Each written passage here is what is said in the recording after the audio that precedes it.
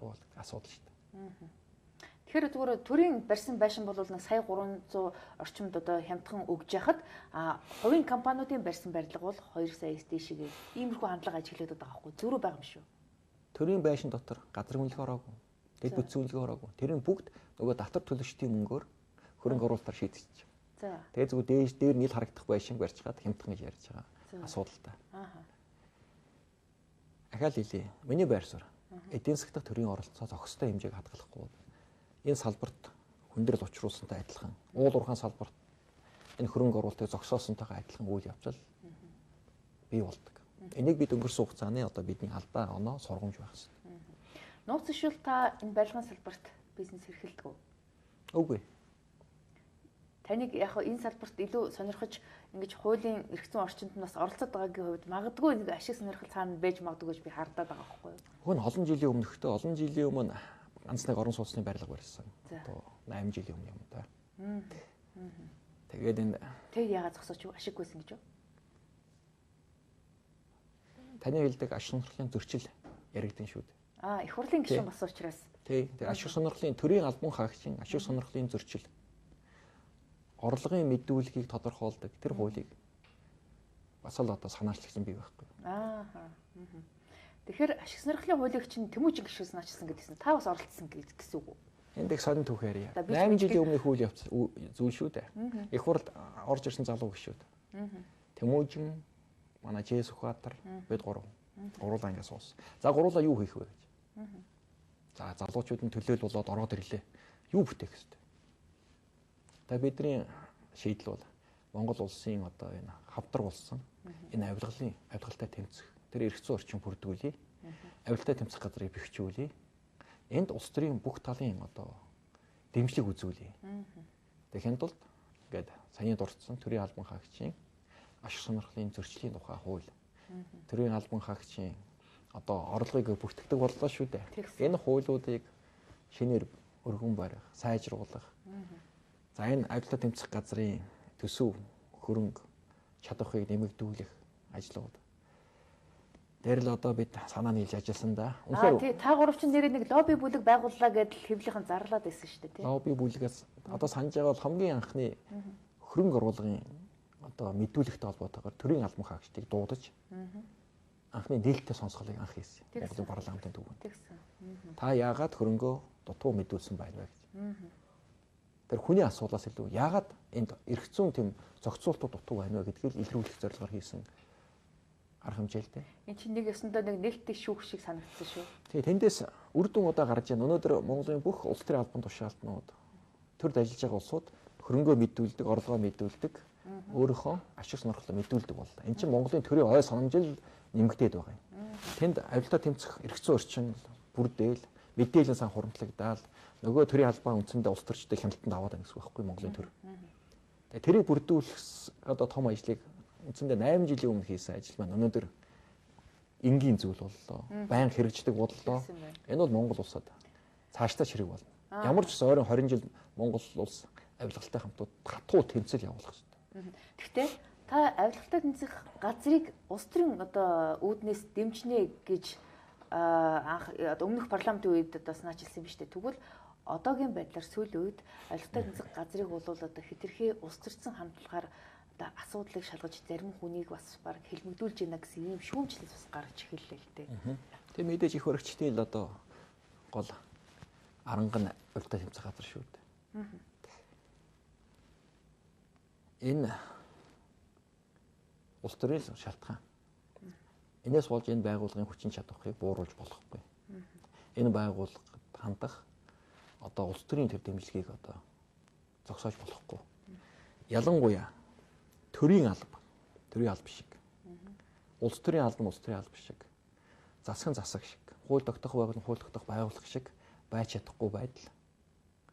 Монголчууд бүгд л мэдэж байгаа шүү дээ. Төр засагт итгэх сулраад байгааг хүн болгонд ярьж байгаа. Тэрний гол шалтгаан авилга. Тэгэхээр энэ байгууллагыг улам хүчтэй бэхжүүлж бид энэ нийгмийн томоохон энэ хүсэмжлэл шудраг усны хүсэмжлэлийг л тайлах ёстой. Энийг шийдэх ёстой.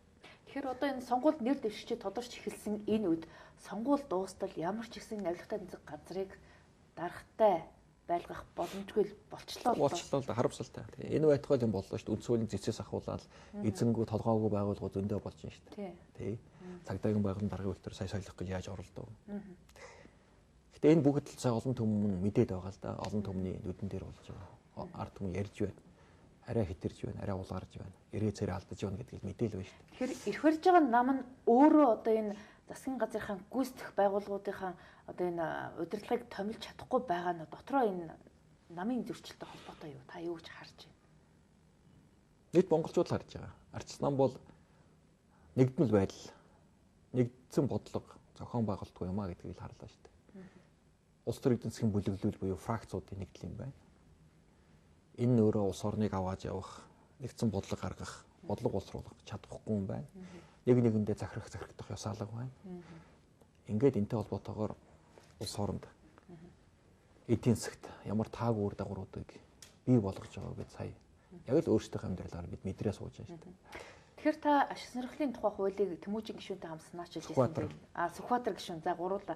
Тэгвэл та гурав одоо энэ санаачилсан хуулиа өөртөө хэр зэрэг сайн одоо үлгэр жишээ хэрэгжүүлж чадчихэв. Хөрөнгө орлого та цаг тухайд нь үнэн зөв мэдүүлж чадчихэв. Зарим хүн одоо офшор дансаач нуусан байхын, зарим нь одоо энэ тентхийн одоо хадгаламж ааж марцсан байхын янз бүрийн байдалтай мэдүүлсэн байна л да. Нэгэнт энэ улс оронд энэ шударга шиг тогтооход навилтаа тэмцэх эрх зүйн орчин бүрдүүлэхийн тулд энэ хуулийг санаачилж батлуулсан улсуудын хувьд бид бол энэ дээр ёс зүйн сахиж байгаа. Таны хувьд энд нуусан юм байхгүй үү? Миний бүх юм ил байдаг. Энэ хугацаанд ер нь миний барьдаг зарчим төрөлтэй холбоотой альва нэгэн бизнесийн санхүүгийн үйл ажиллагаанд оролцохгүй гэдэг зарчим байдаг. Энэ ч их зөв байдаг. Ашиг сонирхлын зөрчлийн хуультай холбоотойгоор ямар нэгэн төрөөс хэрэгжүүлж байгаа төсөв мөнгөний бодлогод оролцохгүй. Энэ үн докторчуулалтын хөтөлбөр ямар Чингис Самура бондын санхүүгийн асуудалд оролцоогүй. Энэ үнэхээр нөгөө ёс зүйн асуудал. Улс төрчийн этик гэдэг юм гарч ирнэ шүү дээ. Энийгээ сайн сахиж чадж байгаа. Нэг хоёр нөхөр мэнч бас сайн сахиж чадж байгаа. Эдгэртэй холбоотой би муу юм сонссонгүй. Бид гурав яг энэ ажлыг эхлэхийн өмнө гурвуулаа авилтаа тэмцэх газар хүсэл тавьсан. Бид гурыг шалгаж өгөөч. Миний өмнөөс энэ хоёрыг шалгаж өгөөч. За. Тэмүүжин яагаад зүг зүгээр гаж өөрийгөө гинт шалгуулах? Гурвуулаа би энэ шалгуулж байгаа. Бид итгэх ёстой шүү дээ. Утгуулсан юм уу яг яасан? Үгүй бид итгэх ёстой шүү дээ. Би эндээ. За гурвуулаа энэ эрх зүйн орчин хийхин тулд бид биендээ итгэх ёстой. Бид цэвэр байх ёстой. За энийг шалгуулъя гэд өргөдлөө өгөөд тэнд ажлын хэсэг гарч бид нар шалгасан. Бидний өнгөрсөн туулсан одоо бүрэн шалгаад за та гурав цэвэр байна. За та гурав энэ авилга тэмцэх газрыг бэхжүүлэх үйлсэд ингэ орж байгаа улс төрийн хүсэл зорилго чинь одоо болж байна. Хамтарч ажиллая гэдэг. Тэгээ бид авилга тэмцэх газартай хамтарч ажиллаж энэ том хуулийн эрх зүйн орчин одоо орчных нь өөрчлөлт бэхжүүлэх ажилд ажилласгаасан да. Ямар ч энэ бол маш сайн үр дүнгээ өгж байгаа Монголын амьдрал хэрэгжиж байгаа. Одоо миний батлуулж чадсан хоёр дахь одоо хуулийн өөрчлөлт гэж. За тэгвэл та гурван гишүүн гуруулаа бол энэ ашиг сонирхлын одоо зөрчилгүй юм байна. Тэгвэл бусад 73 гишүүн хэр зэрэг сайн хуулиа биелүүлж чадсан бол хяндаг хууль эрх зүйн орчиг хяндаг төрийн байгууллага байгаа. Асуулт тэндээс тавиулах зохилтой. За.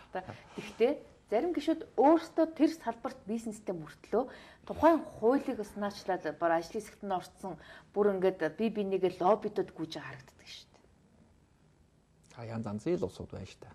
Амьдрал чинь жаргал зовлон ээлжлэн олон өнгөтэй гэдэг тий янз янзын улсууд байна. Хүний тухай би нэг юм зүйл ярмаар байна л.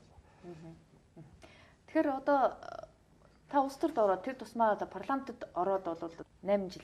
Тэгэхээр энэ хугацаанд таны хөрөнгө орлого хэр зэрэг нэмэгдсэн бэ? Ер нь боломжийн дасралтгүй ер нь дундаж төвшин л явж ил байгаа. Бүх юм ил байдаг. Хийдэг ажил маань ил. Тодорхой, нуудаг, хаадаг юм байхгүй. Тэгэхээр зүгээр одоо таны хувийн гэдэг юм уу гэр бүлийн бизнес гэж ярил л да. Их хурлын гишүүн өөрөө одоо яг компани удирдах болохгүй учраас мэдээж таны одоо эхлүүлсэн хувийн бизнесийг гэр бүлийнхэн тань ах トゥ нар авч явах тийм үү? За гол одоо миний хобби болоод үнэхээр бас сэтгэл зүрхээ өгж байгаа нэг ажил бол мал аж ахуйн чиглэлээр ажил хийж байгаа. Ер нь Монгол улсын хөдөө аж ахуйн салбар өрсөлдөх чадварыг нэлээд алдсан. Энийг өөрчлөхийн тулд жоохон ажил хийж байна. За. Тариа тарьж байна. Тариа дотроо олон төрлийн тэжээлийн урмыг Монгол улсад тарьж дуршиж байна. Монгол улс маань нэг сая 500 км квадрат нутаг дэвсгэртэй ярьдаг тийм биз бид. Энэ маань гаад шилжүүлвэл 150 сая га газартай. 150 сая га дотор 0.6% нь Монгол улсад газар тариалан эрхлэх болцоотой.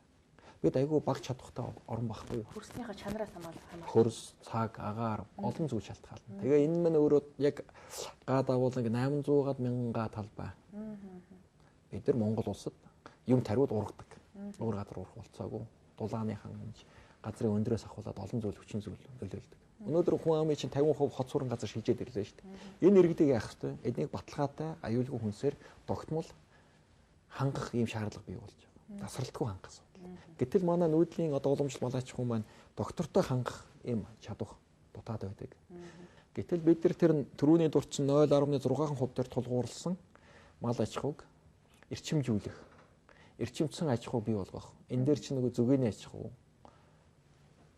За сүүний чиглэлийн үхэр, махны чиглэлийн үхэр. За тэгээд махны чиглэлийн дахиад өндөглөгч дахиад гээд ер нь энэ тэжээл дээр сувралж энэ ажил явуулдаг юм байна.